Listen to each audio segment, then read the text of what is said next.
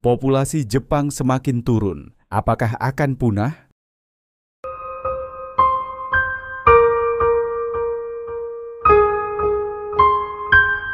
Pada tahun 2024, populasi Jepang mengalami penurunan yang signifikan dalam sejarah. Pada Oktober 2024 tercatat sebanyak 120,3 juta jiwa, turun 898.000 jiwa dibandingkan tahun sebelumnya. Data ini berdasarkan data resmi pemerintah Jepang.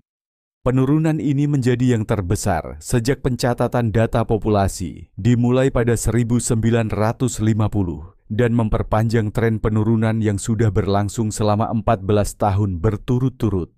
Hal ini menimbulkan dampak baik di kalangan pemerintah maupun masyarakat Jepang. Selain berdampak pada tenaga kerja masa depan, penurunan jumlah penduduk juga dapat mengganggu stabilitas ekonomi nasional dan memengaruhi keamanan negara. Peningkatan lansia dan penurunan lahirnya bayi. Dalam konteks penurunan populasi ini, jumlah warga lanjut usia mengalami peningkatan signifikan. Menurut data pemerintah, jumlah penduduk berusia 75 tahun ke atas bertambah 700.000 jiwa, mencapai 20,77 juta orang atau 16,8% dari total populasi.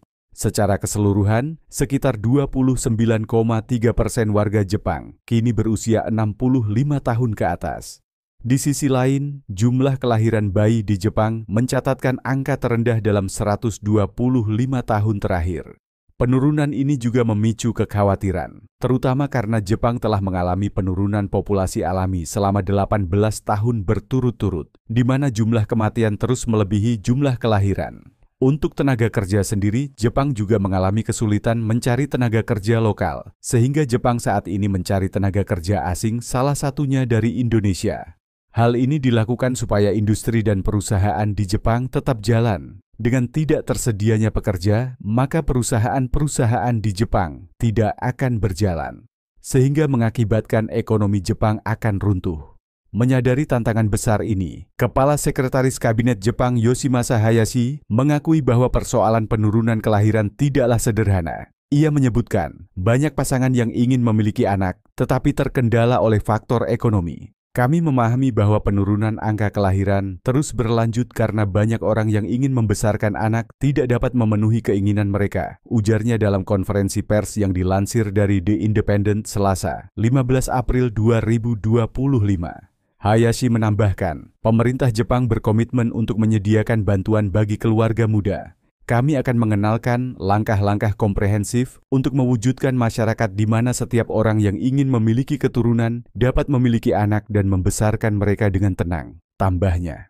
Perdana Menteri Jepang Shigeru Ishiba menanggapi tren penurunan angka kelahiran dengan mencatat adanya peningkatan jumlah pernikahan. Meski penurunan angka kelahiran belum menunjukkan perbaikan signifikan, ia melihat adanya peluang dari kenaikan jumlah pernikahan. Kita perlu menyadari bahwa tren penurunan angka kelahiran belum terhenti, ujar Ishiba. Namun jumlah pernikahan mengalami peningkatan. Mengingat hubungan yang erat antara jumlah pernikahan dan kelahiran, kita juga harus fokus pada aspek ini. Data menunjukkan pada 2024 jumlah pernikahan di Jepang naik 2,2% menjadi 499.999 pasangan setelah mengalami penurunan tajam pada 2020 setelah 12,7%. Sebagai respons terhadap krisis demografi ini, pemerintahan sebelumnya di bawah kepemimpinan Fumio Kishida telah meluncurkan berbagai inisiatif untuk mendukung pertumbuhan angka kelahiran. Inisiatif tersebut mencakup perluasan fasilitas penitipan anak, subsidi perumahan, serta peluncuran aplikasi kencan resmi yang bertujuan mendorong peningkatan angka pernikahan dan kelahiran. Dengan upaya-upaya tersebut, pemerintah Jepang berupaya untuk mengatasi dampak dari penurunan jumlah penduduk yang terus berlangsung dan memastikan masa depan lebih stabil bagi negara tersebut. Tahu nggak sih berita yang lagi viral tentang TKI ke Jepang yang melonjak hingga 3 kali lipat? Jumlah TKI ke Jepang naik hampir 3 kali lipat dibandingkan dengan 5 tahun terakhir. Lonjakan ini dipicu oleh rendahnya upah serta sulitnya mencari pekerjaan di Indonesia karena kualifikasi selangit tapi gaji sulit. Hal ini membuat pencari kerja Indonesia lebih melirik Jepang sebagai tujuan yang menarik untuk mencari kerja. Jepang menawarkan gaji belasan juta rupiah bahkan lebih, dan gak banyak nuntut kualifikasi yang tinggi. Biasanya cukup dengan modal bahasa Jepang dasar untuk program magang dan ujian keterampilan khusus untuk program Tokutei Gino. Selain itu, di Jepang juga banyak pilihan pekerjaan seperti manufaktur, konstruksi, keperawatan, restoran, dan lainnya. Bahkan sekarang ditambah bidang baru yaitu bidang transportasi. Gaji kotor yang ditawarkan Jepang bervariasi mulai dari 12 juta hingga 30 juta bahkan lebih, tergantung bidang kerjanya, jenis visanya, daerahnya, hingga lama kerjanya di perusahaan tersebut. Alasan banyak orang memilih Jepang karena biaya hidupnya yang lebih murah dibandingkan negara maju yang lainnya seperti Eropa bahkan Amerika, serta tingkat kenyamanan dan keamanan yang tinggi di Jepang yang membuat kita betah kerja di sini. Semangat buat lo yang mau kerja ke Jepang dan yang masih berproses. Sedikit motivasi dari gue, kalau lo nggak suka belajar, belajarlah untuk menyukainya.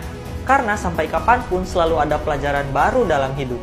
Jangan dilawan, nikmati aja prosesnya. Follow kalau lo suka konten kayak gini.